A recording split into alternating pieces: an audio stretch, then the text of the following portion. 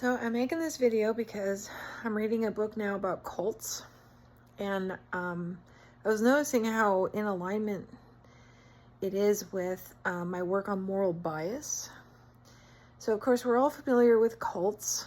I think we all flatter ourselves that we're immune to ever joining a cult.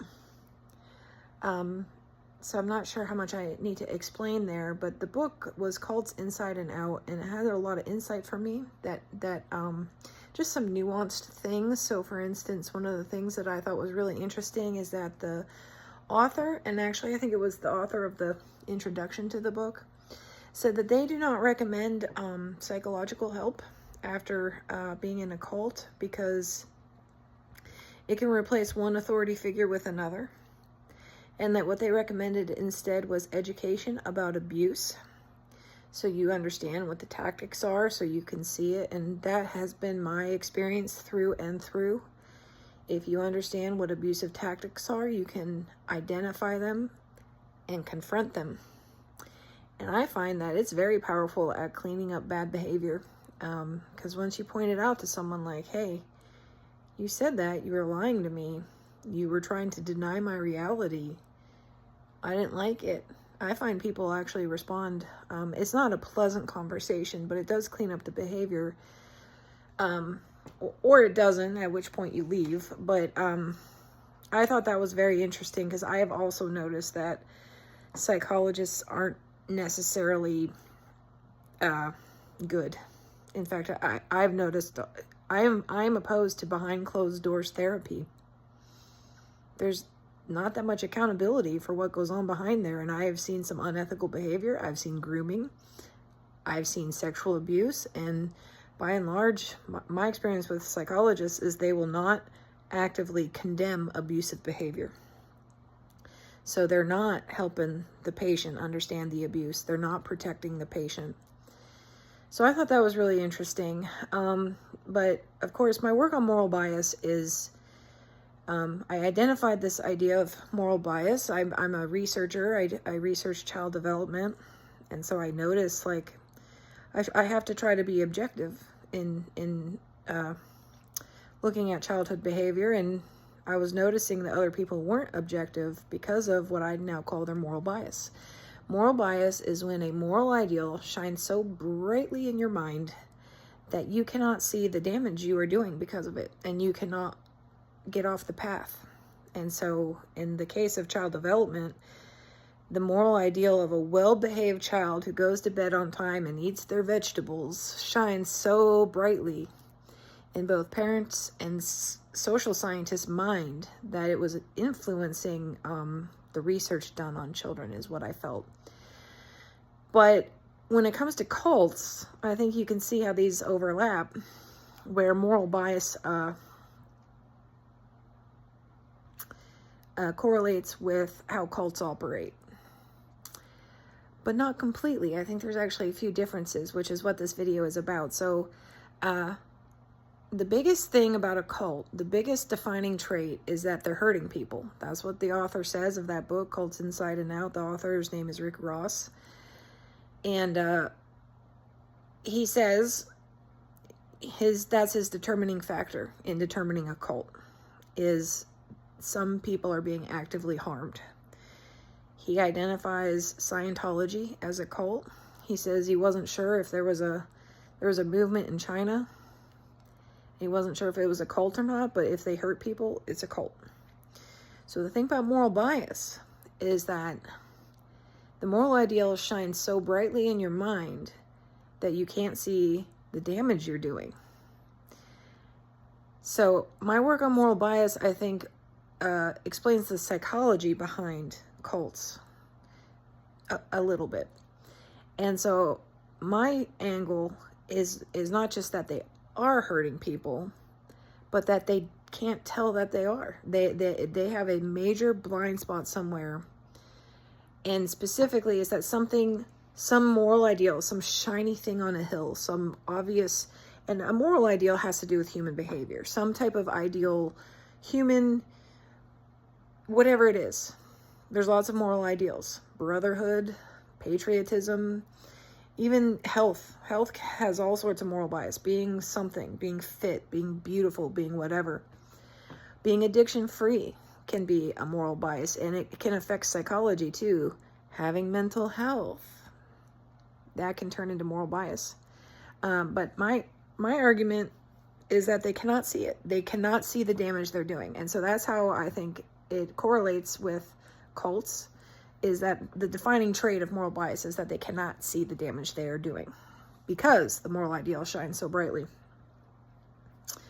But I think there's some things about cults that, a cult is an organized group that has turned it into something. Now, I do know that with moral bias, there's usually a guru behind it.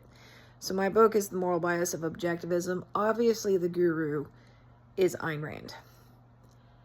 And it is my experience with people who are just completely consumed by moral bias is that the worst thing you can do is insult the guru. It draws up the most emotions. But I would say that with moral bias, you don't necessarily need a guru to be affected by moral bias. You can just adopt a particular ideology yourself, and whether or not you're actually part of a group, you can still be afflicted by moral bias. So even if it's just a particular parenting paradigm that you adopted, even gentle parenting can be prone to moral bias, because what if something about it is kind of failing? What if your child isn't doing well for some reason, and you, because you're a gentle parent, you refuse to get a little bit stern with your kid? Personally, I've found that between the ages of 9 and 11, I had to do that at least once. By and large, I support non-coercion, all of it. But I'm just saying, like, if you're stuck in an ideology, sometimes you can't embrace what could be some effective solutions, because sometimes kids do respond to stronger, stricter kind of stuff. So you can be consumed by moral bias without having any guru, without being part of an organization. It's in here in your mind.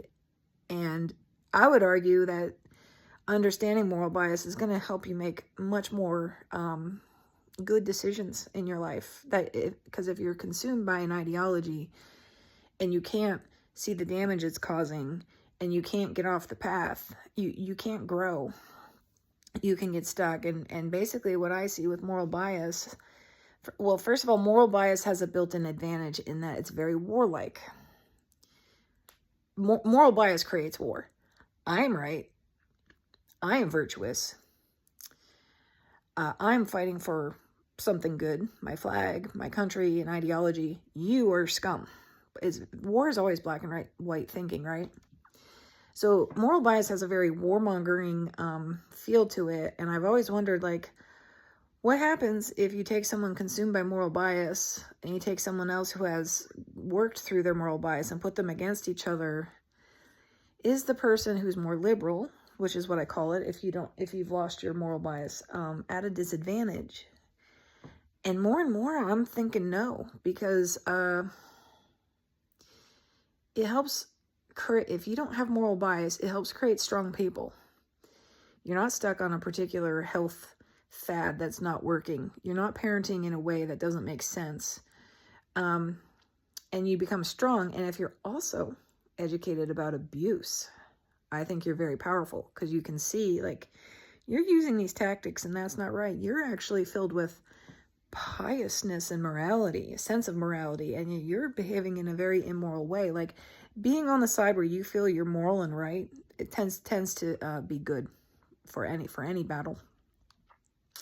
And I think that if you have intelligence and strength and health, that you in the end win. And what I see with people with moral bias is they beat themselves up when they fail, because they're immoral, because they had that moral guide and it was going to take them somewhere. They were going to be healthy and amazing. They were going to make America great, or whatever it is, and it didn't. And so what could be the cause except that they failed, their failure? They beat themselves up. They're like, why can't I control whatever? let's say their diet. Instead of being like, the approach I'm using is wrong, they've decided that a very narrow set of ideals is how you get to health. So for instance, eating your broccoli and not eating ice cream. That is what's going to get you to health. And then they go to do it and they can't do it. Well, that's because it's a failed paradigm. There's something wrong with it. A lot of plant-based diets have a lot of poisons in them and cause metabolic disease. You might have to open up your mind that, yeah, spinach is actually kind of bad for you. And you know what? Ice cream's not that bad for you. But they're so hard on themselves, and then they become addicted. Addiction is where all things about moral bias converge. That it just is, because moral bias denies you your authentic needs. Because a lot of times the things that are needed for health are stigmatized. Sunshine, happiness, sex, rock and roll. Like, moralists tend to push down stuff like that. And so then you're kind of like a rat stuck in a cage, and you become addicted to drugs or something because you need to kind of feel good. Feeling good is your barometer that you're actually succeeding in life. And yet, typically with moral bias, they wage a war on your feelings. Feelings aren't a good way to make decisions, are they? No. And yet, if you're not feeling good, it's very much a clear sign that you're not on the right path. And that is why honoring valid natural feelings is one of the biggest things to counter moral bias. And that's the thing about objectivism. Ayn Rand is all over saying you cannot use your feelings to make decisions. You have to use your rational mind. So that takes me to probably my last point about this, is that in the book about cults, they said that the cult takes over your decision-making capability. And I had already written about that in Moral Bias. That is one of the most effective ways that moral bias stays in place, is that they put a filter through all your decisions. So a very simple one is with religion. Before you're allowed to act, you have to ask, what would Jesus do? So they take over your decision-making process. And in objectivism, they tell you your rational mind has to be in control and make decisions 24/7, not any silly emotion. What good are those? And what I would add to that is that the cult, in this case it is a cult, makes it seem like you're making better decisions. They always come in and tell you, I'm going to help you make better decisions, because Ayn Rand definitely does that. She talks all about how all day long you're making decisions. Should I buy an orange or an apple? Should I pay this or that? And that you should insert your mind into all those decisions. And so it makes you feel like, yeah, of course I'm smart. Of course I'm thinking about what decisions I make. But she actively denigrates your emotions. And what I'm saying is your emotions are what gives you that sense of something's wrong here, or I'm on the wrong path. And if you're using your mind all the time, your mind can trick you. And so that sense of they co-opt your decision-making process. And I think my work on moral bias just kind of explains some of the psychology behind it a little bit better, which is that, yeah, they do that, but the cult members will laugh at that because they think they're making better decisions than everyone else, even though they're actually, they don't realize that they've been co-opted. Their decision-making has been co-opted. And that's one of the things I talk about. Ayn Rand claims that everything you do is based on reason, that she sells you this idea that you are a person of reason. But reason to her is not just thinking or understanding, but also all your decisions, she says, in all waking hours of the day have to be made with your mind, not your emotions. She uses the very idea of reason to lock you into a box.